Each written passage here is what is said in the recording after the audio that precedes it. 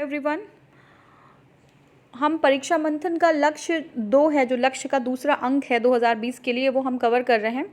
और राष्ट्रीय मुद्दे जो थे हमने कवर कर लिया है। अंतर्राष्ट्रीय जो इश्यूज़ हैं, अंतर्राष्ट्रीय मुद्दे हैं, उसको हम कवर कर रहे हैं। तो अंतर्राष्ट्रीय मुद्दों में ये हमारा दूसरा जो है लेक्चर है, और टोटल ओवरऑल अगर देखें तो ये 10वां लेक्चर है परीक्षा मंथन के लिए। तो टॉपिक देखते हैं हमें कौन सा डिस्कस करना है। वो है अमेरिका में अमेरिका ने क्या किया है, विश्व व्यापार जो संगठन है उसमें अपनी वित्तीय अनुदान में कटौती कर दी है। ठीक है, America cuts it funding to WTO। क्या है देखते हैं। अमेरिका ने विश्व व्यापार संगठन WTO के कार्यों के संपादन हेतु अपने वित्तीय अनुदान में कटौती करते हुए दिसंबर 2019 को उसके अपीलीय संस्था में रिक्त पदों पर भर्ती पर रोक लगा दी है। देखिए क्या है कि जो WTO है उसके कुछ अपने फंक्शंस होते हैं, तो उन फंक्शंस को परफॉर्म करने के लिए, उसको करने के लिए उनको अनुदान की आवश्यकता होती है जो कंट्रीज़ WTO को देती हैं।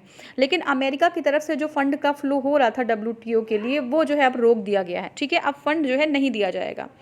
साथ में ही क्या है कि 2019 दिसंबर से उसकी जो अपीलीय संस्था है किसकी, WTO की, उसमें जो रिक्त पद हैं उसकी भी उसकी भर्ती पर रोक लगा दिया गया है। ठीक है, अब देखते हैं कि अमेरिका के विश्व व्यापार संगठन की अपीलीय संस्था में 6 रिक्तियों पर रोक लगाने से इसकी अपीलीय संस्था में सिर्फ 1 सदस्य रह गया है। 6 व्यक्ति होते थे और जो है उस पर रोक लग गई है। तो अब क्या है कि 6 रिक्तियों पर रोक लगा दी है, तो सिर्फ 1 सदस्य बचा हुआ है। कहाँ पे, अपीलीय संस्था में।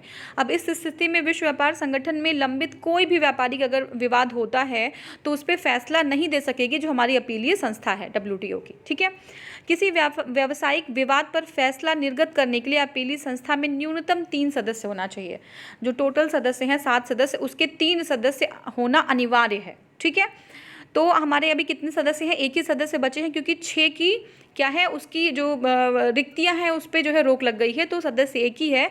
तो इस स्थिति में कोई भी जो है विवाद होगा उस पर फैसला नहीं आ पाएगा। ठीक है, क्लियर है इतना। नेक्स्ट देखते हैं, अमेरिका ने अपीलीय संस्था में सदस्यों की भर्ती पर रोक क्यों लगाई, इसका निर्णय क्यों लिया कि रोक लगाना चाहिए। ठीक है, देखते हैं। अपीलीय संस्था ने अमेरिका द्वारा एक तरफा कदम उठाने के रास्ते में रोड़ा अटकाया था। ठीक है, जो एक तरफा कदम था उनका, यूनिलैटरली हर चीज़ कर रहे थे, तो उस पर रोड़ा अटकाया था अपीलीय संस्था ने, क्योंकि अमेरिका द्वारा लगाए गए प्रतिकारी शुल्क एवं डंपिंग रोधक उपाय विश्व व्यापार संगठन या विश्व व्यापार संगठन की संधि के मूल प्रावधानों के प्रतिकूल थे। तो देखिए, अमेरिका ने कुछ जो है कदम उठाया था, एक तरफा कदम था, उसमें और जो है किसी की राय नहीं ली गई थी। विश्व व्यापार का जो नियम है, विश्व व्यापार संगठन का जो नियम है उसके जो है प्रतिकूल था। क्या था, उन्होंने जो है अमेरिका ने प्रतिकारी शुल्क और डंपिंग रोधक उपाय पर जो है अपने अमेरिका द्वारा कुछ शुल्क लगाया गया। ठीक है, प्रतिकारी शुल्क और जो है डंपिंग रोधक उपाय किए गए जो है विश्व व्यापार संगठन के नियमों के खिलाफ थे। अब क्या होता है कि अमेरिका ने इसके कार्य संचालन हेतु दी जाने वाली अनुदान राशि में कटौती करने और मौजूदा रिक्तियों पर भर्ती करने पर रोक लगा दी, क्योंकि WTO ने मना किया कि ये जो आपका प्रतिकारी शुल्क है और डंपिंग रोधक जो उपाय है आपका, वो अप्रोप्रिएट नहीं है अकॉर्डिंग टू WTO नॉर्म्स। तो अब जो है ये जो है ऑफेंड हो गए, और इन्होंने क्या किया कि नाराज़गी में जो है पैसा जो है जो फंड था वो रोक लिया, और जो है अब रिक्तियों पर भर्ती भी नहीं कर रहे थे। ठीक है, तो ये था। नेक्स्ट हम देखते हैं इसी में विश्व व्यापार संगठन की अपीलीय संस्था क्या है उसके बारे में थोड़ा देख लेते हैं। बार बार हम देख रहे हैं अपीलीय संस्था में रिक्तियों पे रोक लगाई गई, तो है क्या अपीलीय संस्था। तो देखिए, 1990 में व्यावसायिक नियम के समुचित क्रियान्वयन हेतु तो एक बाध्यकारी 2 चरणों वाली विवाद निस्तारण प्रणाली की स्थापना विश्व व्यापार संगठन में की गई। 1990 में एक ऐसी जो है एक ऐसा जो है संस्था का गठन किया गया, और संस्था के अंदर जो आपका अपीलीय संस्था है वो ऐसा बनाया गया कि विवाद जो है, कोई भी विवाद हो उसका निस्तारण कर सके। ठीक है ना, उसको जो है वो हैंडल कर सके, विवाद को निपटारा कर सके उसका। ठीक है, अपीलीय संस्था में 7 स्थायी सदस्यों की विवाद निस्तारण प्रणाली एक मंच है। तो उसमें सदस्य कितने होते हैं अपीलीय संस्था में, वो 7 सदस्य होते हैं जो किसी भी डिस्प्यूट को जो है रिजॉल्व करते हैं, किसी भी विवाद को कहे उसको उसका निस्तारण करते हैं, उसको सुलझाते हैं। ठीक है, WTO द्वारा निपटाए गए मामले, कौन कौन से मामले हैं WTO द्वारा निपटाए गए देखते हैं। विश्व व्यापार संगठन की अपीलीय संस्था ने प्रतिकारी शुल्क एवं डंपिंग रोधी उपायों जैसे व्यावसायिक सुधार से जुड़े मामलों के निस्तारण के अतिरिक्त डंपिंग रोधी शुल्क बढ़ाने वाली एक विवादित शून्यकरण प्रणाली नामक विवादास्पद पद्धति अपनाने जैसे मामलों का निस्तारण किया है। ठीक है, क्या क्या किया है, जैसे व्यावसायिक सुधार से जुड़े मामले हों, कोई भी उससे कोई भी रिलेटेड डिस्प्यूट हो जो व्यावसायिक सुधार से है, ठीक है, उसको भी देखेगी। और इसके अतिरिक्त अगर कोई डंपिंग जो है रोधी शुल्क लगता है तो उसका भी जो है कोई भी उसमें अगर ऐसा जो है कंडीशन अराइज होता है तो उसको भी जो है कौन देखेगा, जो WTO की अपीलीय संस्था है, ठीक है। अब देखिए नेक्स्ट है इसमें, हाँ, अपीलीय संस्था का महत्व क्या है देखते हैं। अपीलीय संस्था की स्थापना के नियम आधारित बहुपक्षीय व्यापार प्रणाली को और ज़्यादा शक्ति और विश्वसनीयता प्रदान की है, ठीक है ना। तो अब जो अपीलीय संस्था है, जब से उसकी स्थापना हुई है, ये जो है व्यापार प्रणाली को और बहुपक्षीय व्यापार प्रणाली को, क्योंकि व्यापार जो हो रहा है वो यूनिलैटरल बायलैटरल नहीं हो रहा, मल्टीलैटरल है, ये सारे देश मिलकर व्यापार करते हैं, तो उनकी जो है प्रणाली को सुदृढ़ किया है, उसकी शक्ति, उसकी विश्वसनीयता को जो है और ज़्यादा मजबूत किया है, ठीक है। इसके अलावा क्या किया है, संस्था ने बहुपक्षीय व्यापार प्रणाली को सुरक्षित एवं पूर्वानुमान क्षमता उपलब्ध की है। क्या की है, जो मल्टीलैटरल जो बहुपक्षीय व्यापार होता है उसकी जो प्रणाली है, उसका पूरा जो पद्धति है, उसको क्या सुरक्षित और पूर्वानुमान क्षमता उपलब्ध कराई है इनको, ठीक है ना, कि आगे अगर हम ऐसा कोई स्टेप लेते हैं तो उसका क्या कॉन्सिक्वेंस हो सकता है, ये सारी चीज़ जो है पहले ही WTO की जो अपीलीय संस्था है वो सारी चीज़ें हैंडल कर रही है। तो ये हमारा हो गया आपका एक जो है टॉपिक कंप्लीट। अब नेक्स्ट टॉपिक जो हमारा है वो देखते हैं। तो देखिए ये है, हाँ एक सेकेंड, देखिए अमेरिकी सेना तथा तालिबान के विरुद्ध युद्ध अपराधों की जांच को ICC की स्वीकृति। तो देखिए अमेरिकी सेना तथा तालिबान के विरुद्ध जो युद्ध अपराध हैं उनके लिए जो है ICC है, उसकी जो है स्वीकृति मिल गई है। ICC allows war crime probe against US military Taliban, ठीक है। देखते हैं क्या है। अंतर्राष्ट्रीय अपराध न्यायालय, इंटरनेशनल जो है अपराध जो न्यायालय है, उसने अफ़गानिस्तान में तालिबान और अफ़गानी सैन्य बलों तथा जो हमारे देखिए अफ़गानिस्तान में जो सैन्य बल हैं, अफ़गानी सैन्य बल हैं और अमेरिकी सेना है द्वारा किए गए युद्ध अपराधों की जांच हरी झंडी दे दी है, ठीक है ना। तो अफ़गानिस्तान में तालिबान, देखिए 3 जो है वहाँ पे पार्टनर्स हैं, कौन कौन है अफ़गानिस्तान में, तालिबान है, अफ़गान के सैन्य बल है और अमेरिका की सेना है। वहाँ पे जो है कुछ युद्ध अपराध उनके द्वारा किए गए हैं, इसकी जांच के लिए जो है ICC ने अलाउ कर लिया है, ठीक है। देखते हैं जांच करने की जो अनुमति है वो ICC अंतर्राष्ट्रीय अपराध न्यायालय जिसको कहते हैं द्वारा 5 मार्च 2020 को दी गई।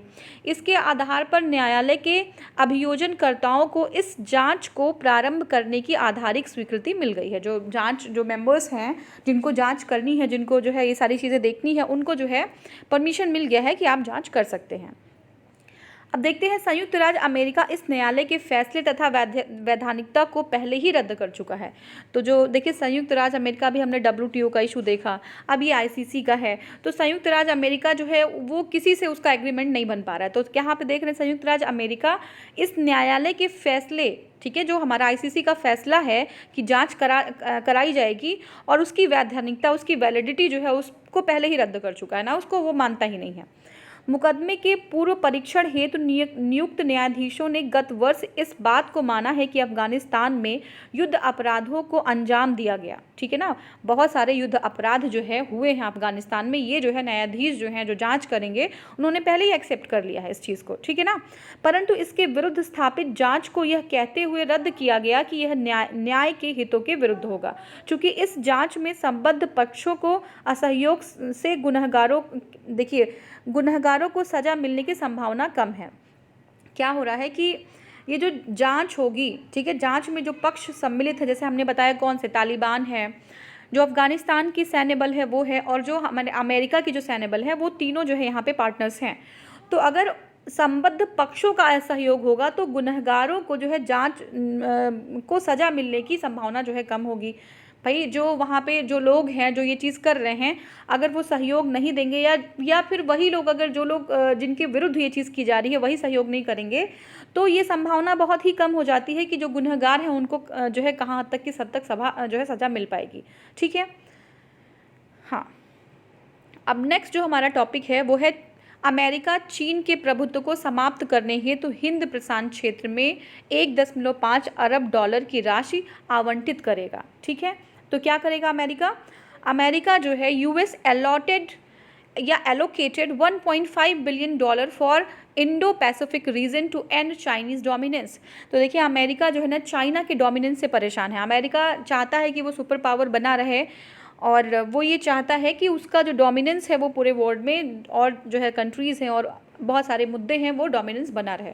तो चाइना का जो आपका डोमिनेंस है वो जो है वो चीज़ कम करना चाहता है। देखिए कैसे, तो इसके लिए वो हिंद प्रशांत सागर में है ना, इंडो पैसिफिक जो रीजन है वहाँ पे 1.5 अरब डॉलर का जो है क्या कर रहा है, निवेश कर रहा है, वहाँ पे एलोकेट कर रहा है।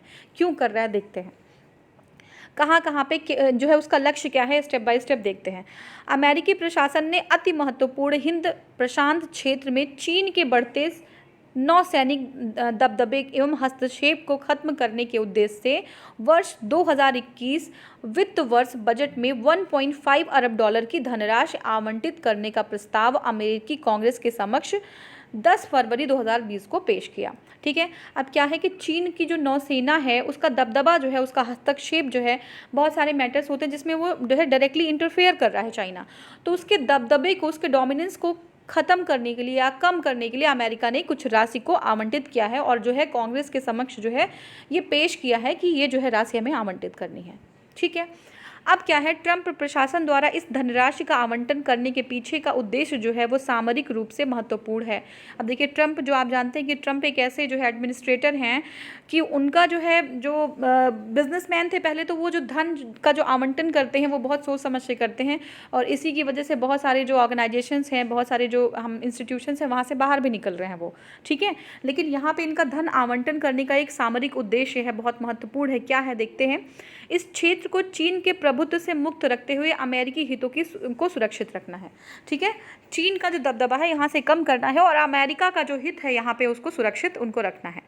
आवंटित धनराशि का उपयोग इस क्षेत्र में लोकतांत्रिक कार्यक्रमों, ठीक है, डेमोक्रेसी को जो है बढ़ाने के लिए, उसके डेवलपमेंट के लिए, वित्त समर्थन देने के अलावा सुरक्षा सहयोग को बढ़ाने के लिए, ठीक है, सिक्योरिटी जो है और जो है स्ट्रॉन्ग करने के लिए, वहाँ के पेस्ट जो है सिक्योरिटी वाइज स्ट्रॉन्ग होल्ड और बढ़ाने के लिए, आर्थिक संचालन में सुधार, ठीक है, इकोनॉमी को बूस्ट करने के लिए, जो वहाँ के एरियाज़ हैं, जो वहाँ के जो आइलैंड्स हैं या वहाँ की कंट्रीज़ हैं, उनकी जो आर्थिक स्थिति है या फिर जो व्यापार है उसको जो है बढ़ाने के लिए। आर्थिक स्थिति मतलब ऐसा नहीं है कि वो किसी की जीडीपी इंक्रीज़ करना चाहते हैं, बल्कि वो व्यापार को लोगों के इंक्रीज़ करना चाह रहे हैं। इसका रीज़न ये है कि जब वहाँ के जो कंट्रीज़ हैं वो खुद जो है स्टैब्लिश होंगी, वो ज़्यादा जो है एम्पावर्ड होंगी, तो वो चीन को जो है काउंटर कर पाएंगी। ठीक है, ये चीज़ हो गई आपकी। अब देखिए, सुधार तथा संचालन में सुधार तथा निजी क्षेत्र के नेतृत्व में आर्थिक विकास को सुगम बनाने के लिए, जो निजी क्षेत्र है उसके नेतृत्व में आर्थिक विकास को और जो है सुगम बनाया जाएगा। ये जो है उन्होंने इसलिए ये सारे जो है धनराशि को आवंटित किया है। बजट में चीन की विदेशी तथा गैर विदेशी प्रायोजित दुष्प्रचार एवं प्रसार पर अंकुश लगाने हेतु $30 मिलियन की धनराशि भी शामिल की गई है। तो ये सारी चीज़ें जो है अमेरिका की तरफ से किया गया है। नेक्स्ट हम देखेंगे लीबिया संकट। तो क्या है लीबिया संकट?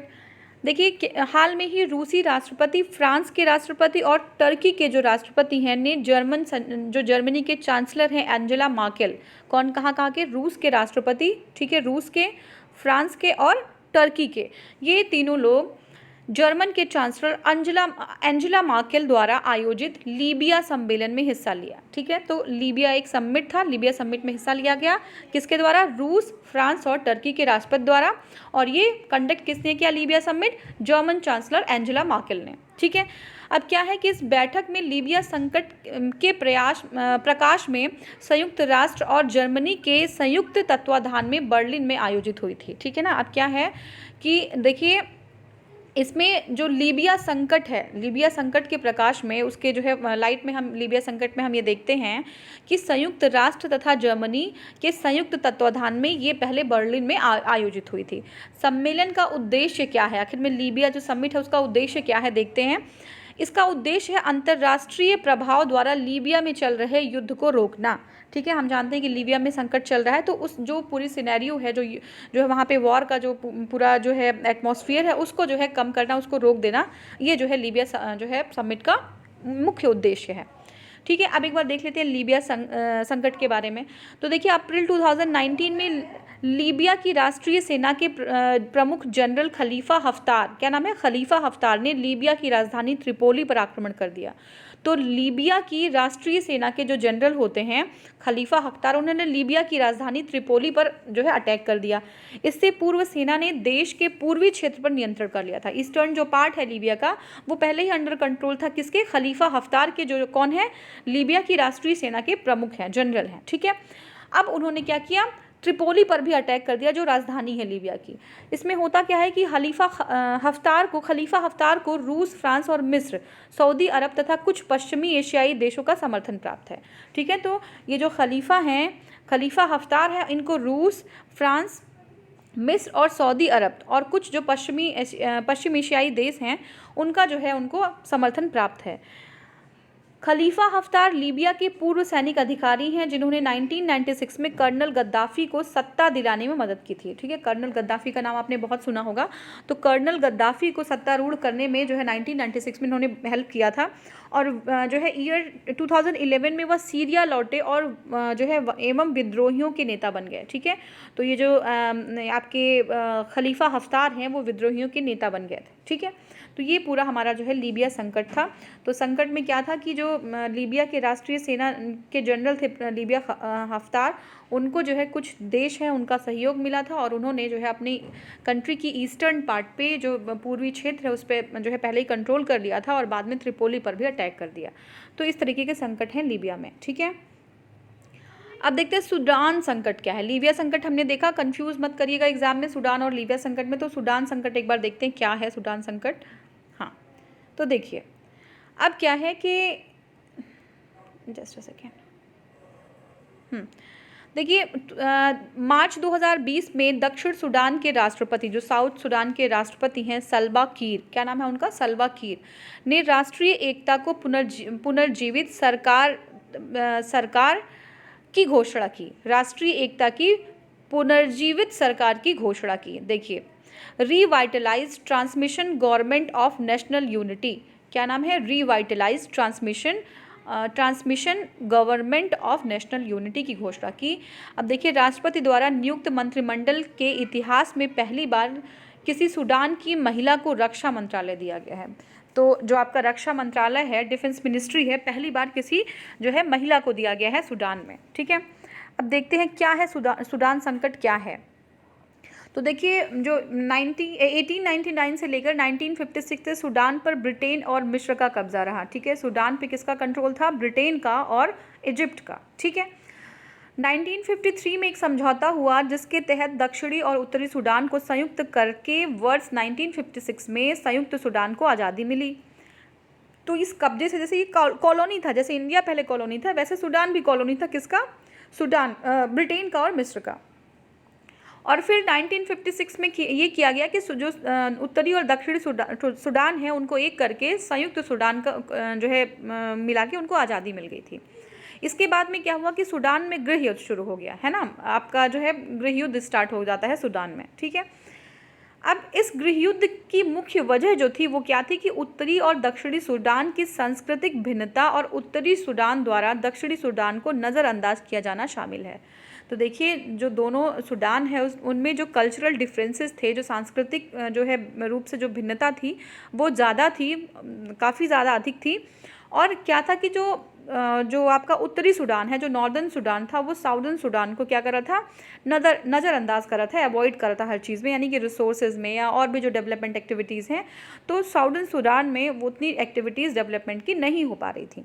उत्तरी सूडान जो है वो मुस्लिम बहुसंख्यक था। ठीक है, वहाँ पे जो है मेजॉरिटी जो है इस्लाम की थी, इस्लामिक पीपल की थी, जबकि जो साउदर्न सूडान है वो वहाँ पे ईसाई जो है बहुत ज़्यादा नंबर में है। ठीक है, तो ज़्यादातर जो तेल भंडार है वो दक्षिणी सूडान में होने के बावजूद उत्तरी सूडान ने इस पर कब्जा कर लिया है। तो ये देखिए, रिसोर्स की अगर हम रिसोर्स को देखें तो रिसोर्स वाइज जो है हमारा साउदर्न सूडान वो ज़्यादा रिच है। ठीक है, लेकिन फिर भी उसके ऊपर उत्तरी सूडान का कब्जा है और वो जो है उसके रिसोर्सेज को यूज़ कर रही है, रिसोर्सेज भी यूज़ कर रही है और उसको बेनिफिट भी नहीं दे रही है। ठीक है ना, जैसे हमारा पाकिस्तान है, पाकिस्तान का वेस्टर्न पार्ट है, वो भी वही है कि रिसोर्सेज वहाँ से वो लोग यूज़ करते हैं, लेकिन उसका बेनिफिट उन लोग को नहीं मिलता है, कोई डेवलपमेंट एक्टिविटीज़ वहाँ पे होती ही नहीं है। ठीक है, तो यही सूडान का भी सेम सिचुएशन था।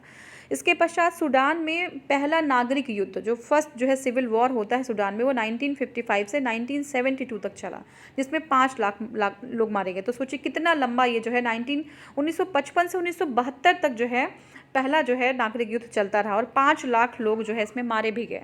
ठीक है, सूडान का दूसरा गृह युद्ध 1983 से 2005 तक चलता रहा। ये जो है सूडान बहुत समय से गृह युद्ध में ही चल रहा है, तो इसलिए जो है सूडान बहुत ही ज़्यादा एक पुअर कंट्री है। इसको आज़ादी का युद्ध, वॉर ऑफ इंडिपेंडेंस भी कहा जाता है। ठीक है, आज़ादी का युद्ध मतलब ऐसा कोई कॉलोनी नहीं है इनके ऊपर, लेकिन आज़ादी ही अपने देश के लोगों से है। जो नॉर्थ के लोग हैं, आखिर में सूडान दोनों एक था पहले, जैसे इंडिया पाकिस्तान था, तो ऐसे ही जो नॉर्थ के लोग हैं यानी कि जो इस्लामिक पीपल हैं, वो क्रिश्चियन जो साउदर्न के लोग हैं, वहाँ पे जो है उनके ऊपर अत्याचार करते हैं, उनके रिसोर्सेज को यूज़ करते हैं, तो इस तरह की चीज़ें वहाँ पे हैं। तो इसको एक तरीके का वॉर ऑफ इंडिपेंडेंस भी कहा जाता है। ठीक है, इस युद्ध में लगभग 20 लाख लोग मारे गए एवं लगभग 40 लाख लोग विस्थापित हो गए। ठीक है, 40 लाख लोगों को माइग्रेट होना पड़ा और 20 लाख लोगों की मृत्यु हो गई, उनकी हत्या हो गई। ज्ञात है कि वर्ष 2011 में जनमत संग्रह में 99% दक्षिणी सूडान के लोगों ने स्वतंत्रता की मांग की है। तो जनमत जो है क्या होता है कि लोगों की जो है मत को समझा जाता है, उसको जो है पूछा जाता है, और उसके बहुत सारे वेज हैं कि कैसे कैसे जनमत संग्रह हम करा सकते हैं। तो जैसे भी उनके यहाँ जनमत संग्रह हुआ, तो 99% जो लोग हैं सूडान के, साउथ सूडान के, उन्होंने स्वतंत्रता की मांग की, जिसके बाद दक्षिण सूडान एक नए स्वतंत्र देश के रूप में अस्तित्व में आ गया। लेकिन ध्यान से समझिएगा, जो नए देश के रूप में साउथ सूडान कब आया, ये 2011 में आया। ये याद रखिएगा, ये क्वेश्चन आ सकता है कि 2011 में जो है दक्षिणी सूडान जो है एक नया देश बन गया। ठीक है, अब देखते हैं दक्षिणी सूडान के अस्तित्व में आने के बाद भी सूडान की समस्याएं जो है उसका कोई हल नहीं हुआ। ठीक है, हल कैसे होगा भाई, जब जो कंट्री इतने टाइम से अंडर डेवलप्ड थी और उसके रिसोर्सेज का जो है कंटिन्यूसली यूज़ किया जा रहा था, तो वहाँ की प्रॉब्लम्स जो है कैसे सुलझेगी। देखते हैं एक बार, और भी प्रॉब्लम्स थी। इसके पश्चात जो दक्षिणी सूडान के पश्चिमी हिस्से में नया गृह युद्ध स्टार्ट हो गया। अब देखिए, दक्षिणी सूडान जो है उसमें भी स्वतंत्रता के बाद भी उसका जो दक्षिणी हिस्सा था, ठीक है, वहाँ पे भी गृह युद्ध स्टार्ट हो जाता है। ठीक है, अब क्या होता है, जो राष्ट्रपति हैं अभी वहाँ के, आमिर अल बशीर पर प्रदर्शनकारियों पर जुल्म ढाने के आरोप लगे। जो राष्ट्रपति आमिर अल बशीर हैं, उन्होंने मतलब जो प्रदर्शनकारी हैं उनके ऊपर जुल्म ढाए। हालांकि बशीर ने 2010 और 15 का चुनाव जीत लिया था, उसके बाद भी चुनाव वो जीत गए थे। ठीक है, तो ये हमारा पूरा इशू था।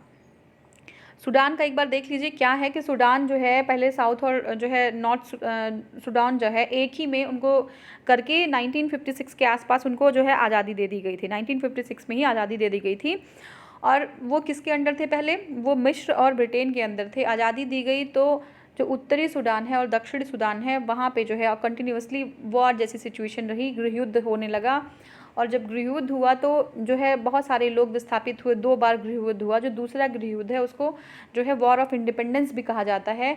और अब जब जो है 2011 में साउथ सूडान एग्जिस्टेंस में आ गया, तो वहाँ के जो राष्ट्रपति हैं उनके द्वारा प्रदर्शनकारियों पे जो है बहुत ही ज़्यादा अत्याचार किया गया, और जो साउथ सूडान का वेस्टर्न पार्ट था वहाँ पे खुद में एक जो है आपका सिविल वॉर स्टार्ट हो जाता है। तो ये पूरा जो है क्राइसिस है सूडान का। ठीक है, नेक्स्ट जो हमारा है वो अफ्रीका की सबसे धनी महिला द्वारा सार्वजनिक धन का दुरुपयोग। ठीक है ना, अब ये एक हास्यास्पद बात ही है, देख लीजिए एक बार क्या है। अफ्रीका की एक रिचेस्ट विमेन है, उनके द्वारा जो सार्वजनिक धन है, कंट्री का वेल्थ है, उसका जो है दुरुपयोग किया जा रहा है। क्या है ये, न्यूयॉर्क स्थित अंतर्राष्ट्रीय अन्वेषी पत्रकार संघ, international consortium of investigation journalist, जिसको कहते हैं ICIJ, उन्होंने अपने जो नवीनतम अन्वेषण है, उनकी इन्वेस्टमेंट है, उसमें दस्तावेज जो हैं वो है लुआंडा लीक्स में अंगोला के भूतपूर्व राष्ट्रपति जोस एडुआर्डो, क्या नाम है, जोस एडुआर्डो डास की पुत्री हैं, उनका नाम है आइसाबेल, क्या नाम है, आइसाबेल पर सरकारी संपत्ति का गबन करने का आरोप लगाया। तो किस पे लगाया गया है, आइसाबेल पे लगाया गया है। ठीक है, कौन है ये, अंगोला के पूर्व राष्ट्रपति जोस एंडुआर्डो की पुत्री हैं, क्या नाम है, आइसाबेल। तो आइसाबेल पे आप फोकस करिएगा। आइसाबेल ने क्या किया है, सरकारी संपत्ति को गबन करने का इनके ऊपर आरोप लगाया गया है। क्यों लगाया गया है, ये जो कंट्री का वेल्थ है उसको जो है अपने उनका दुरुपयोग करती हैं। देखते हैं क्या है, देखिए तथ्य क्या है, आइसाबेल पर भ्रष्टाचार, सरकारी धन के दुरुपयोग, मनी लॉन्ड्रिंग, कुप्रबंधन के आरोप का खुलासा। पेरिस आधारित भ्रष्टाचारी धर्मार्थ संस्था अफ्रीकी मुखबिर सुरक्षा मंच, क्या नाम है पूरा, platform for to protect whistleblowers in Africa. ठीक है, तो विसल ब्लोअर्स जो है, ये विसल ब्लोअर्स है, platform to protect whistleblowers in Africa. Whistleblowers मतलब क्या होता है कि जब भी कोई गलत काम करता है तो मतलब जो है विसल बजा देना, सीटी बजा देना कि यहाँ पे गलत काम हो रहा है। तो ऐसे जो लोग जो गलत कामों पे अपनी आवाज़ उठाते हैं उनको बोलते हैं विसल ब्लोअर्स। ठीक है, इनके द्वारा अंतर्राष्ट्रीय अन्वेषण पत्रकार संघ ICI के साथ साझा किए गए आइसाबेल के ईमेल, ठेकों, ऑडिट रिपोर्ट और बैंक खातों के आधार पर ये बताया गया है कि इन्होंने जो है सरकारी जो धन है उसका गबन किया है। आइसाबेल पर अंगोला की सरकारी तेल कंपनी, ठीक है, एक अंगोला की जो सरकारी जो तेल कंपनी है सोनानगॉल, ठीक है, अब उनके जो है उसमें प्रोनाउंसिएशन में कैसे बोलते हैं, सोनानगॉल की एक नाम कंपनी है तेल की, 2 दशकों के दौरान $1 अरब से अधिक धन को दूसरे देशों के बैंकों में खोले गए अपने खातों में जो है स्थानांतरित करने का गंभीर आरोप है। तो अब बहुत सारे ऐसे जो बैंक खाते हैं जो दूसरे देशों में खोले जाते हैं, लोग अपना जो है धन का गमन करते हैं और वहाँ पे जो है इकट्ठा करते हैं धन को। तो ऐसे जो है इन्होंने आइसाबेल ने भी यही काम किया, आइसाबेल ने। ठीक है, 46 वर्षीय जो आइसाबेल हैं को फोर्ब्स मैगजीन में उनकी $2.1 अरब की कुल संपत्ति के आधार पर वर्ष 2013 में अफ्रीका की पहली महिला अरबपति घोषित किया गया था। ठीक है, 2013 में वो फोर्ब्स जो मैगजीन है उसमें जो है अफ्रीका की पहली महिला अरबपति उनको घोषित किया गया था। जो उनके पिता हैं जोस एडुआर्डो, उन्होंने अंगोला पर कुल 38 वर्षों तक शासन किया। 38 ईयर्स लॉन्ग जो है उनका रूल रहा अंगोला पे। 2017 में अपने पद से अलग हुए वो, और उनके शासनकाल में उनकी पुत्री आइसाबेल तथा उनके पति ने 41 देशों में 400 से अधिक कंपनियां खोलकर सरकारी धन का गबन और हेरफेर किया। ठीक है, तो उनका जो है अपने पिता के शासन में होने का पूरा फ़ायदा उठाया इन लोगों ने और जो है मिसयूज़ किया, धन का गमन करते रहे। 400 कंपनियां लगभग दूसरे देशों में इन्होंने खोल दी थी। ठीक है, तो ये पूरा था। जो नेक्स्ट हमारा टॉपिक है वो है विश्व भर में महिला नेतृत्व एवं कोविड-19 के विरुद्ध लड़ाई। तो देखिए विमेन जो लीडरशिप है ऑल ओवर वर्ल्ड और 2000 जो आपका कोविड-19 है उसके विरुद्ध जो है लड़ाई के बारे में हम देखेंगे। तो देखिए दुनिया के देश कोविड-19 से लड़ रहे हैं जो उनके राजनीतिक नेतृत्व के लिए कसौटी साबित हो रहा है। ठीक है ना, क्या मतलब है कि जो लीडरशिप है वहाँ की उसके लिए बहुत बड़ी चुनौती है कि सिचुएशन को कैसे नॉर्मलाइज किया जाए। ठीक है ना, लॉकडाउन के कारण कई देशों के आर्थिक हालत जो है बिगड़ रही है। ऐसे में राजनीतिक जो नेतृत्व की भी में भी असंतोष है। राजनीतिक नेतृत्व के प्रति भी, जैसे अब क्या है कि लीडर्स अगर जो है लॉकडाउन बढ़ा रहे हैं, लोगों को समस्याएं हो रही हैं, जो इंडिविजुअल्स हैं, जो आम जन है वो अपनी सोर्स ऑफ अर्निंग उनकी ख़त्म हो गई है, फैक्ट्रीज़ हैं वो बंद हो गए, इंडस्ट्रीज़ बंद हो गए, तो व्यापार संचाल हर चीज़ बंद हो गया है। तो एक तरीके से जो राजनीतिक नेतृत्व है उसमें जो है क्या है, उनके लिए भी असंतोष है लोगों के मन में। ठीक है, देखिए जनतांत्रिक देशों में हालत ज़्यादा कठिन है। जो आपके जनतांत्रिक देश हैं उसमें ज़्यादा कठिन क्यों, क्योंकि सरकारें जनता के प्रति सीधे उत्तरदायी हैं। ठीक है, जो डेमोक्रेटिक कंट्रीज़ है वहाँ पे जो है जो गवर्नमेंट है वो रिस्पॉन्सिबल है to the citizens of their country. ठीक है, वो रिस्पॉन्सिबल है उनके लिए। अब क्या होता है, ऐसे में यदि महिला नेता के हाथ में कमान है तो उन्हें पुरुष नेताओं की तुलना में अधिक जो है महिला नेताओं का जो उनके हाथ में जो रिस्पॉन्सिबिलिटीज़ हैं वो जो मेल जो लोग हैं लीडर्स हैं उनसे ज़्यादा जो है उनके जो हाथ में उनका पावर उनको दिया जा रहा है। जैसे कहाँ कहाँ पे हम देख लेते हैं, जर्मनी हुआ, न्यूजीलैंड है, डेनमार्क से लेके ताइवान तक में महिला राष्ट्राध्यक्षों ने काफ़ी अच्छा काम किया है। ठीक है, तो जहाँ जहाँ पे पावर जो फीमेल लीडर्स हैं उनके हाथ में है, उन्होंने अच्छा काम किया है, उन्होंने ज़्यादा जो है अच्छी तरीके से सिचुएशन को हैंडल किया है। ठीक है। ताइवान के जो प्रधानमंत्री हैं विश्व स्वास्थ्य संगठन WHO की तीखी आलोचक हैं। ठीक है। ताइवान के जो प्रधानमंत्री हैं वो WHO की आलोचना करती हैं, उनके दबाव में ही WHO ने अपनी गलती मानी थी। ठीक है। WHO से जो गलतियां हुई थी वो जो है उन्हीं के दबाव में आके उसने जो है अपनी गलती को माना था। तो देखिए, जनतांत्रिक देशों की महिला राष्ट्राध्यक्ष संकट के समय में अपने देशों को कैसे आगे बढ़ा रही हैं, एक बार हम देखते हैं। तो देखिए,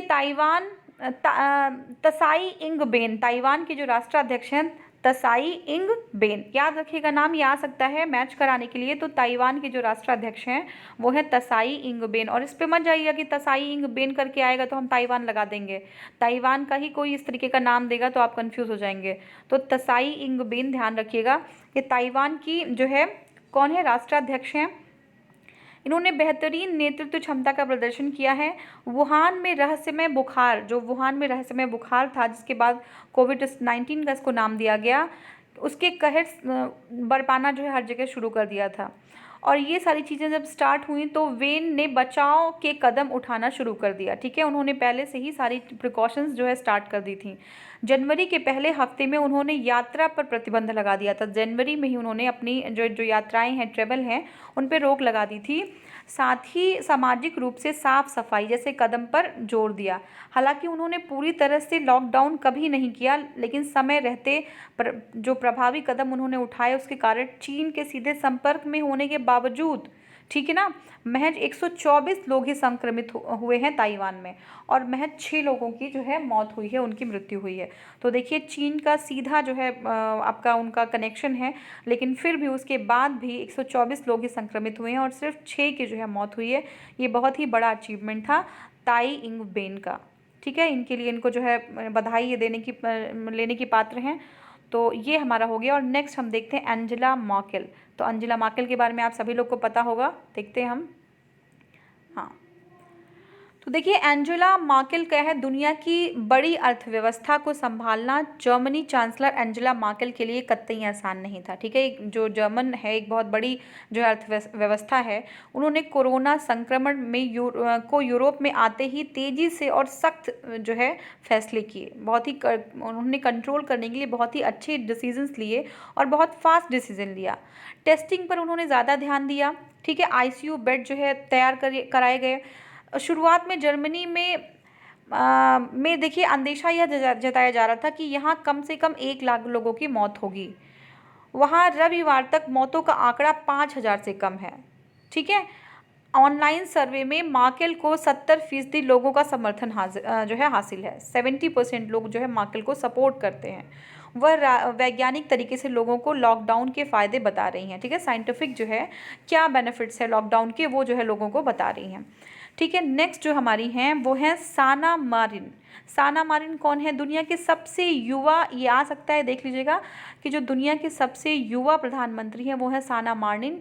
इन्होंने अपने सख्त फैसले से अलग पहचान बनाई है, और ये कहाँ की है, ये फिनलैंड की है। ठीक है। तो फिनलैंड में कड़ा लॉकडाउन लागू किया है साना मारिन ने। गैर ज़रूरी यात्राओं पर पूरी तरीके से इन्होंने रोक लगा दी है। यहीं पे जो पड़ोसी देश है स्वीडन है, उसमें कोरोना का जो है बहुत ज़्यादा कोरोना का प्रकोप है, बहुत बिल्कुल कहर बरपा हुआ है स्वीडन में। लेकिन वहीं फिनलैंड में 140 लोगों की मौत हुई है और 4,000 लोग संक्रमित हुए हैं। ठीक है ना। तो फिनलैंड में बहुत ज़्यादा इन्होंने साना मारिन ने कंट्रोल किया, 140 लोगों की मौत हुई है और 4,000 लोग कोरोना से संक्रमित हुए हैं। ठीक है। नेक्स्ट हमारी हैं जो है वो इरना सोलबर्ग। ठीक है। इरना सोलबर्ग कौन है, तो देखिए नॉर्वे के राष्ट्राध्यक्ष हैं इरना सोलबर्ग। इरना सोलबर्ग ने सख्ती से लॉकडाउन को जो है लागू किया। ठीक है। और ज़्यादा टेस्टिंग पर जोर दिया। वयस्कों की जगह बच्चों को संबाधित करने पर जोर दिया, ताकि वो लॉकडाउन और शारीरिक दूरी का पालन करने के लिए माँ बाप पर जोर डाल सकें। ठीक है। तो उन्होंने जो उनका जो सेंटर था वो बच्चे थे, क्योंकि अगर बच्चे चीज़ों को समझ लेंगे तो वो अपने पेरेंट्स को जो है शारीरिक दूरी यानी कि सोशल डिस्टेंसिंग और लॉकडाउन करने के लिए अपने पेरेंट्स को क्या करेंगे, वो उनको समझाएंगे, वो उनको मजबूर करेंगे उस चीज़ को फॉलो करने के लिए, क्योंकि जो राष्ट्राध्यक्ष हैं वो जो है इस चीज़ को फॉलो करवाना चाहती हैं। ठीक है। अब क्या है, उन्होंने 2 बार प्रेस कॉन्फ्रेंस पर सिर्फ जो है बात की, और वो सिर्फ बच्चों के लिए की है। ठीक है, तो ये बहुत ही जो है अच्छे प्रयास थे जो राष्ट्राध्यक्ष हैं, जो विमेंस हैं। नेक्स्ट हम देखते हैं कौन है ये हमारे, देखिए ये कार्टिन जकोस डोबिटर हैं। कार्टिन जकोस डोबिटर, क्या नाम है इनका, कार्टिन जकोस जकोबस डॉटर, सॉरी ये क्या है, कार्टिन जकोबस डॉटर। ध्यान समझिएगा, देख लीजिएगा, क्योंकि देखिए बहुत सारे लोगों का नाम दिया गया तो इम्पॉर्टेंट है, ये जो है मैचिंग करने के लिए आएगा। तो कार्टिन कहाँ की है, ये आइलैंड की है। तो अगर कार्टिन जकोबस डॉटर नहीं याद हो रहा है पूरा, तो आप कार्टिन जो है समझ लीजिए आइलैंड की हैं, आइसलैंड की हैं। जो प्रधानमंत्री हैं कार्टिन, इन्होंने लोगों के फ्री टेस्ट पर ज़्यादा जो है ध्यान दिया। इसका फ़ायदा भी मिला, और 12% जनता को कोरोना टेस्ट हो चुका है। वहाँ पे जो 12% लोग हैं उनका कोरोना टेस्ट हो चुका है। और यहाँ पे जो मरने वाले जो लोग हैं वो जो है 10 थे, मतलब बहुत कम लोग मरे हैं। और संक्रमितों की संख्या जो है वो 1800 से ज़्यादा है। ठीक है, नेक्स्ट जो है वो है जैकेडिया एडेन। ठीक है, जैकेडिया एडेन, तो ये न्यूजीलैंड के प्रधानमंत्री हैं जैकेडिया एडेन। उन्होंने लॉकडाउन को प्रभावी तरीके से लागू किया। वह लगभग हर दिन वीडियो संदेश जारी करती हैं, मतलब नियर अबाउट एवरी डे, हर दिन वो अपना वीडियो जो मैसेज है वो जो है सर्कुलेट करती हैं, वो जारी करती हैं। हर बार संदेश बहुत साफ होता है कि घरों में रहें। ठीक है ना, आप जो है घर से बाहर कम निकलें, कफ बुखार है तो तुरंत डॉक्टरों से संपर्क करें। उन्होंने लोगों को पड़ोसियों का ध्यान रखने और धैर्य रखने के लिए उनको प्रेरित किया है। और कई ऑनलाइन सर्वे में उन्हें 80% जो जनता है उनका, लोगों का समर्थन उनको प्राप्त है। नेक्स्ट हमारी है मेट फेडरिक्सन। ठीक है, मेट फेडरिक्सन कहाँ की है, डेनमार्क की प्रधानमंत्री है मेट फेडरिक्सन। इन्होंने तेज़ी से फैसले किए हैं, और 30 मार्च 2020 को देश की सीमाएं सील की, और कुछ दिनों बाद स्कूल कॉलेज को बंद कर दिए। ठीक है, तो स्कूल कॉलेज जो है उन्होंने बंद कर दिया था। 10% से ज़्यादा लोग एकत्रित होने पर पाबंदी लगा दी कि 10 से ज़्यादा लोग जो है एकत्रित नहीं हो पाएंगे डेनमार्क में। ये किसने किया, मेट फ्रेडिक्सन ने किया। ठीक है, तो ये जो है नेक्स्ट जो हमारी है वो है सेक्वेरिया जैकेब्स। कौन है, सेक्वेरिया जैकेब्स, ये कहाँ की है, ये कैरिबियाई कंट्री जो है, आइलैंड समूह जो है, वहाँ एक छोटा सा देश है, कैरिबियन एक छोटी सी कंट्री है, सिंट मॉर्टे। कौन सी, कैरिबियन आइलैंड में एक छोटी सी कंट्री है सिंट मॉर्टे। ठीक है, देखते हैं इसकी आबादी 41,050 है, और वेंटिलेटर हैं 2। ठीक है, वहाँ की प्रधानमंत्री सिल्वेरिया जैकेब्स हैं। इस देश की अर्थव्यवस्था पर्यटन पर आधारित है, टूरिज्म पर पूरी इकोनॉमी बेस्ड है। सालाना 5 लाख पर्यटक यहाँ पे आते हैं। सिल्वेरिया लॉकडाउन नहीं करना चाहती थी, ऐसे में उन्होंने शारीरिक दूरी को सख्ती से पालन करने के लिए कहा। उन्होंने सख्त शब्दों में कहा, अगर आप बाहर नहीं निकल सकते, आपके घर खाना खत्म हो गया है, तो आप सेरेल खाएं, ओट्स खाएं, बासी खाइए, लेकिन बाहर नहीं जा सकते हैं। ठीक है, तो ये जो है सिक्वेरिया जैकेब्स का कहना था। तो आबादी भी कम थी और ये सारी चीज़ें होती तो यहाँ के लिए और घातक हो जाता। तो देखिए डिफरेंट देशों के जो राष्ट्राध्यक्ष हैं उन्होंने अपनी बात किस तरीके से कही है, जिस तरीके से उनकी इकोनॉमी, उनके लोगों के लिए जो चीज़ सही थी वो चीज़ें वो सामने उन्होंने रखा है। ठीक है, तो देखते हैं अब जो है नेक्स्ट हमारा जो टॉपिक है वो है पूरे विश्व में 1.36 करोड़ प्रवासी भारतीय। तो हमारे जो प्रवासी भारतीय हैं अगर पूरे विश्व में देखा जाए तो 1.136 करोड़ जो हैं। ठीक है, 1.36 करोड़ इंडियंस लिविंग अब्रॉड। ठीक है, पूरे विश्व में 1.36 करोड़ प्रवासी भारतीय रहते हैं। रिजर्व बैंक ऑफ इंडिया से प्राप्त आंकड़ों के अनुसार 2018-19 के दौरान विश्व के विभिन्न देशों में काम करने वाले प्रवासी भारतीयों में कुल 76.4 अरब डॉलर विदेशी आय प्रेषित रकम के रूप में अर्जित हुई है। ठीक है, तो आरबीआई ये कह रही है कि जो हमारा जो विदेशी आय है, जो हमें बाहर से फॉरेन एक्सचेंज मिल रहा है, वो जो है 76.4 अरब डॉलर जो है जो प्रवासी भारतीय हैं, जो हमारे भारतीय विश्व के अलग अलग हिस्सों में रहते हैं, उनके द्वारा जो है अर्जित हुई है। ठीक है, देखिए सबसे ज़्यादा जो प्रवासी भारतीय हैं वो संयुक्त अरब अमीरात में रहते हैं। ठीक है, जहां कुल 34,20,000 प्रवासी भारतीय हैं। विदेशों में रहने वाले कुछ भारतीय अप्रवासियों का 1/4 हिस्सा संयुक्त अरब अमीरात में निवास करता है। ठीक है, जो भारतीय अप्रवासी हैं उनका 1/4 हिस्सा संयुक्त अरब अमीरात में निवास करता है। तो देखिए संयुक्त अरब अमीरात के बाद जो सबसे ज़्यादा प्रवासी भारतीय जहाँ रहते हैं उसका जो नाम है वो देखिए, वो देश हैं आपके सऊदी अरब, अमेरिका। तो पहले नंबर पे क्या है, संयुक्त अरब अमीरात, दूसरे नंबर पे है सऊदी अरब, तीसरे नंबर पे अमेरिका, फिर कुवैत, फिर ओमान, फिर कतर, फिर नेपाल, यूनाइटेड किंगडम, और उसके बाद जो है सिंगापुर। ये सारे लोग जो है यहाँ पे रहते हैं। ठीक है, हमारे भारतीय जो है विदेशों में। वर्ष 2015 से दिसंबर 2019 तक 125 देशों के कुल 21,930 प्रवासी भारतीयों को मृत अवशेष भारत लाए गए। ठीक है, तो देखिए क्या है कि सबसे ज़्यादा जो प्रवासी भारतीय हैं वो कहाँ पे रहते हैं, वो संयुक्त अरब अमीरात में रहते हैं, उसके बाद सऊदी अरबिया और उसके बाद अमेरिका। ये ध्यान रखिएगा आप। नेक्स्ट जो हमारा है वो है अंतर्राष्ट्रीय धार्मिक स्वतंत्रता गठबंधन। ठीक है, इंटरनेशनल रिलीजियस फ्रीडम अलायंस। क्या है इंटरनेशनल रिलीजियस फ्रीडम अलायंस, देख लेते हैं एक बार। तो देखिए इंटरनेशनल रिलीजियस फ्रीडम अलायंस 5 फरवरी 2020 को संयुक्त राज्य अमेरिका ने 27 राष्ट्रों के अंतर्राष्ट्रीय धार्मिक स्वतंत्रता गठबंधन के शुभारंभ की घोषणा की। किसने की? संयुक्त राज्य अमेरिका ने 27 राष्ट्रों के अंतर्राष्ट्रीय धार्मिक स्वतंत्रता गठबंधन की घोषणा की। उद्देश्य क्या है?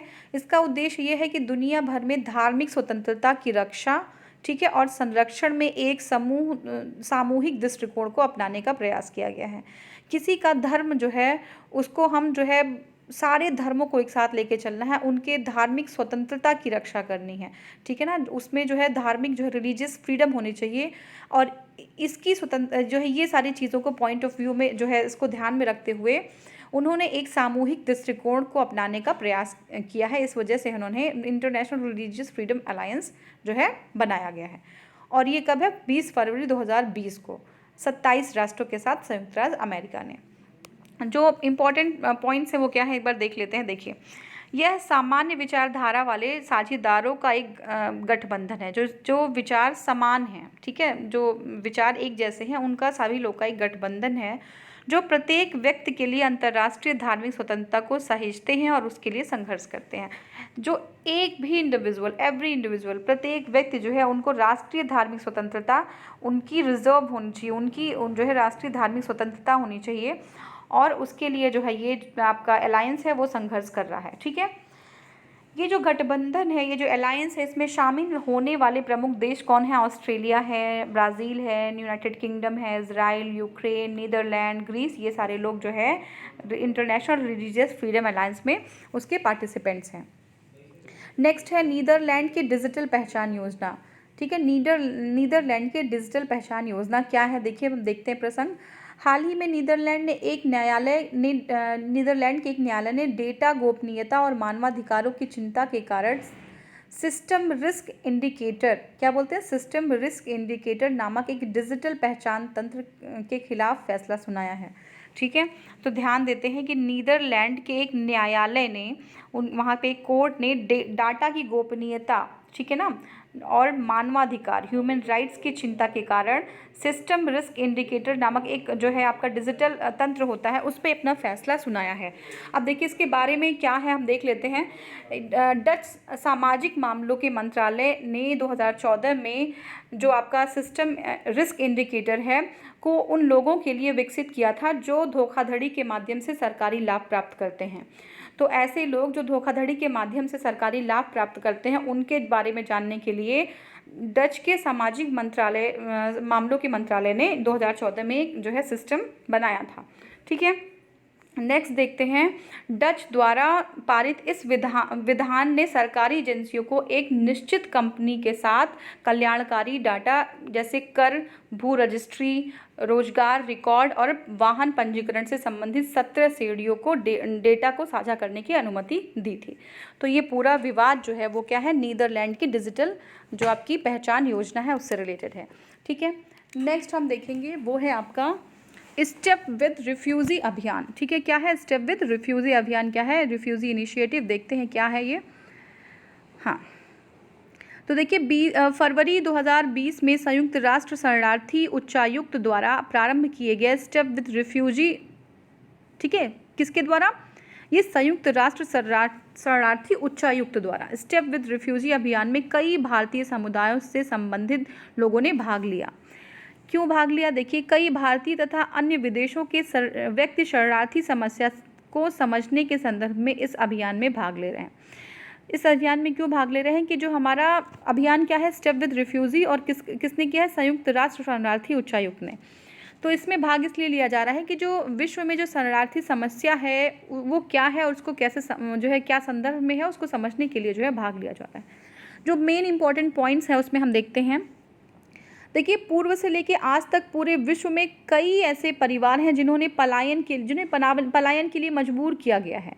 वे जीवित रहने के लिए असाधारण प्रयास करते हैं, ठीक है ना। वो जिंदा रहने के लिए प्रयास कर रहे हैं। ऐसी विकट परिस्थितियों में जब अधिक से अधिक परिवार विभिन्न वैश्विक संकटों के कारण अपने घरों से पलायन के लिए मजबूर हो रहे हैं, तो यूनाइटेड नेशंस ह्यूमन जो UNHCR है, ठीक है ना, रिफ्यूजी के लिए जो है आपका संस्था है, उसके द्वारा परिवारों को सुरक्षित रखने के लिए तथा उनके जुझारूपन और दृढ़ संकल्प का सम्मान करने के लिए इस अभियान की शुरुआत की है, ठीक है। वो फैमिलीज़ जो हैं उनका जो कॉन्फिडेंस है उसको बनाने के लिए, उनका सम्मान, उनको जो है रिस्पेक्ट देने के लिए, अपनी ज़िंदगी के लिए, अपनी लाइफ को बचाने के लिए वो कितनी जद्दोजहद कर रहे हैं, उसके लिए जो है इस ऑर्गेनाइजेशन ने एक नया अभियान की शुरुआत की है।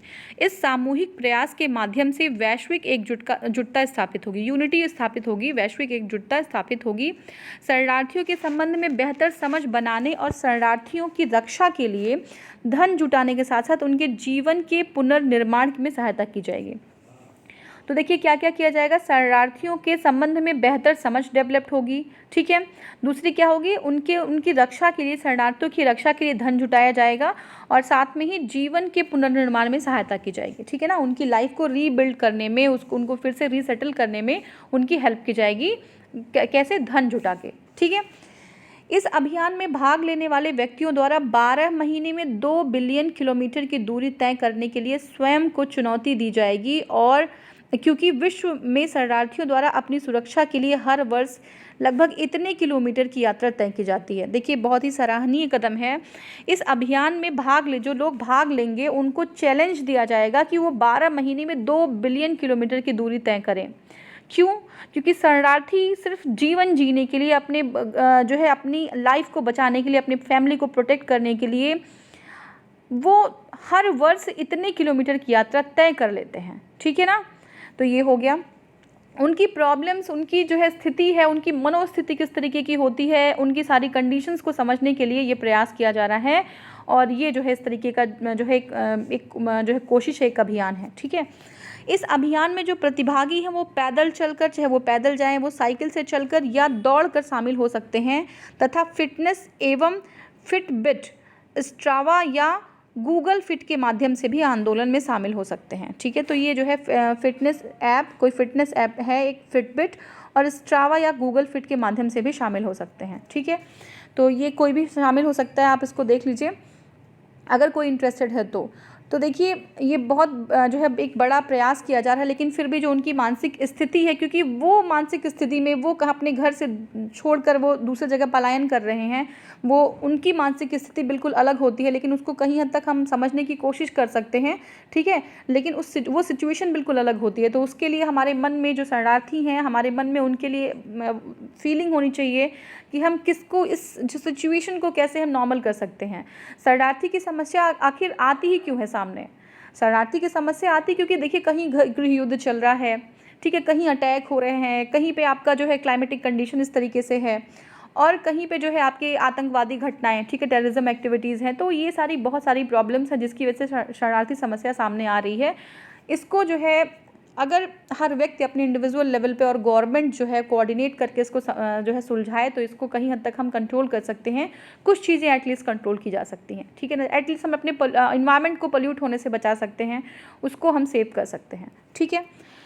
अब देखिए जो नेक्स्ट टॉपिक है वो है विलुप्त प्राय नेपाली भाषा सेके।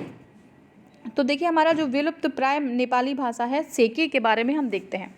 तो देखिए पहली बात तो क्या है, सेके नेपाली भाषा है जो विलुप्त प्राय, इंडेंजर्ड है, ठीक है। तो बहुत सारी कैटेगरीज होती हैं, तो ये इंडेंजर्ड कैटेगरी में हमारी आ गई है सेके। हाल में ही विलुप्त प्राय भाषाओं का काम करने वाली एक संस्था इंडेंजर्ड लैंग्वेज अलायंस, क्या नाम है इनका, इंडेंजर्ड लैंग्वेज अलायंस ELA के अनुसार वर्तमान में विश्व भर में नेपाली जो है सेके भाषा बोले जाने वाले लोगों की जो संख्या है वो सिर्फ 700 रह गई है। Only 700 people are left who are speaking Seke language, ठीक है, वो जो है उनके नंबर घटते जा रहे हैं। तो मुख्य बिंदु क्या है देख लेते हैं। सेके जिसका अर्थ होता है सुनहरी भाषा, गोल्डन लैंग्वेज, इसको गोल्डन लैंग्वेज कहते हैं। ये नेपाल में बोली जाने वाली 100 जनजातीय भाषाओं में से एक है। वहाँ पे लगभग 100 जनजातीय भाषाएं, ट्राइबल लैंग्वेजेस हैं, जिसमें से सेके एक है। सेके भाषा को संयुक्त राष्ट्र शैक्षिक, वैज्ञानिक एवं सांस्कृतिक संगठन UNESCO, United Nations educational, scientific and cultural organization UNESCO की संकटग्रस्त, ठीक है, इसको इंडेंजर्ड, ठीक है, इंडेंजर्ड भाषा की सूची में रखा गया है। अब देखिए ये जो भाषा है मुख्यतः नेपाल के ऊपरी, ठीक है, मुस्तांग जिले में, कहाँ पे, मुस्तांग जिले में, नेपाल के ऊपरी मुस्तांग जिले में, जिले के 5 गांवों में, चुकसंग, सैले, ग्याकर, तैगे और तेतांग में बोली जाती है। तो ये इंपॉर्टेंट नहीं है कि कौन कौन से गांव में, लेकिन हाँ ये ज़रूरी है कि नेपाल में बोली जाती है, ठीक है। अब देखिए नेक्स्ट जो हमारा है वो है आपका मालदीव पुनः राष्ट्रमंडल में शामिल हुआ। तो देखिए मालदीव जो है राष्ट्रमंडल से बाहर हो गया था, कॉमनवेल्थ से बाहर हो गया था। अब देखते हैं मालदीव जो है वो पुनः राष्ट्रमंडल में शामिल हो गया है, ठीक है। हाँ, जो हमारा देखिए इसको एक्सप्लेन करते हैं कि 1 फरवरी 2020 को मालदीव पुनः राष्ट्रमंडल में शामिल हो गया है, ठीक है। इस तरह यह राष्ट्रमंडल का 54वां सदस्य बन गया है। कौन सा, 54वां सदस्य बन गया है, याद रखिएगा, राष्ट्रमंडल का 54वां सदस्य मालदीव बन गया है। राष्ट्रमंडल में जुड़ने के लिए मालदीव के जो राष्ट्रपति हैं इब्राहिम मोहम्मद सोलेह ने दिसंबर 2018 को आवेदन किया था, और पहले जो है मालदीव 1982 में राष्ट्रमंडल में शामिल हुआ था, फिर 2016 में जो राष्ट्रमंडल से बाहर हो गया, और फिर से जो है 2020 में पुनः जो है वो मोहम्मद जो सोलेह हैं उन्होंने जो है आवेदन किया कि जो है उनको 2018 में आवेदन किया था कि उनको जो है शामिल होना है, और 2020 में वो शामिल हो गए, ठीक है। अब देखिए क्या है कि राष्ट्रमंडल उन देशों का अंतर्राष्ट्रीय अंतर सरकारी संगठन है जो ज़्यादातर ब्रिटिश साम्राज्य के अधीन थे। कॉमनवेल्थ क्या है, कॉमनवेल्थ वो कंट्रीज़ हैं, उनका जो है ग्रुप है जो लोग कभी ब्रिटिश कॉलोनी के अंडर हुआ करते थे, वो लोग अब कॉमनवेल्थ एक जो है आपका एक ऑर्गेनाइजेशन है जिसके अंदर वो सारी संस्था है जिसके अंदर सारे लोग जो है अब उनके मेंबर्स हैं। इसे जो 1949 में लंदन घोषणा के द्वारा स्थापित किया था, तो कॉमनवेल्थ को 1949 में लंदन घोषणा के द्वारा जो है क्या किया गया था, स्थापित किया गया था, ठीक है। तो इस पे बहुत डिबेट था इंडिया में कि इंडिया जो है इंडिपेंडेंट तो हो रहा है, लेकिन अगर वो कॉमनवेल्थ का पार्ट हो जाएगा तो क्या वो इंडिपेंडेंट रह पाएगा। तो ये सारी चीज़ें जो है डिबेट हो रही थी। देखते हैं, अफ्रीका, एशिया, अमेरिका, यूरोप, प्रशांत के कई देश राष्ट्रमंडल में शामिल हैं, ठीक है। वर्तमान में जो सदस्य हैं उनकी संख्या 54 है, भारत सहित जो है, भारत भी शामिल है इसमें। और 54वां कौन है, अभी हमने जस्ट देखा है, बताइए कौन है, ठीक है। तो नेक्स्ट देखते हैं, यह सदस्यता मुक्त और सामान्य स्वैच्छिक सहयोग पर आधारित है, ठीक है ना। तो इसमें ऐसा कोई जो है मतलब कंट्रोल नहीं है किसी का, ये जो है सामान्य स्वैच्छिक सहयोग पर है, ठीक है। रानी एलिजाबेथ जो सेकेंड है राष्ट्रमंडल की प्रमुख हैं, रानी एलिजाबेथ द्वितीय राष्ट्रमंडल की प्रमुख हैं। वह राष्ट्रमंडल के 16 सदस्यों की प्रमुख भी हैं, ठीक है। राष्ट्रमंडल के 16 सदस्यों की प्रमुख भी हैं, जिसे राष्ट्रमंडल क्षेत्र कहा जाता है, ठीक है। जो राष्ट्रमंडल क्षेत्र है उसकी भी प्रमुख हैं, वो 16 सदस्य हैं। अब एक बार हमें ब्रेग्जिट देखना है, ब्रेग्जिट को देख लेते हैं। देखिए एक सेकेंड, हाँ अब देखते हैं।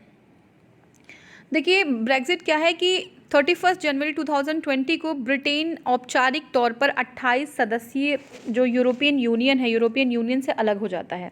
ब्रिटेन जो है 28 सदस्यीय जो यूरोपियन यूनियन है उनसे जो है अलग हो जाता है। इस तहत अब यह समूह में आधिकारिक तौर पर 27 देश रह गए हैं। तो अब ब्रिटेन अलग हो गया, 28 थे टोटल यूरोपियन यूनियन में, ब्रिटेन के अलग होने के बाद टोटल 27 जो है कंट्रीज़ रह गई हैं। तो पूछ सकता है यूरोपियन यूनियन में अब कितने देश हैं, तो अब 27 बचे क्योंकि ब्रिटेन जो है निकल गया है।